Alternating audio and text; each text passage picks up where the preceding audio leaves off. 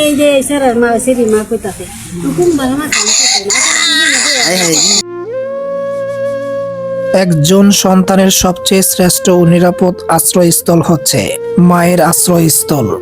কিন্তু সেই মাই যদি সন্তানের জন্য অনিরাপদ পাশবিক বর্বর হয়ে ওঠে, তাহলে সেই সন্তান কোনোভাবেই নিরাপদ থাকে না। প্রিয় আদরের সন্তানের দায়িত্ব মায়ের কাছে দিয়ে বাবা চলে যায় দূর প্রবাসে।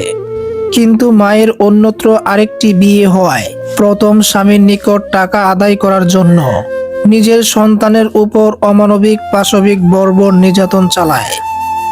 এমনকি নিজে ভিডিও ধারণ করে তার বাবার কাছে পাঠায়।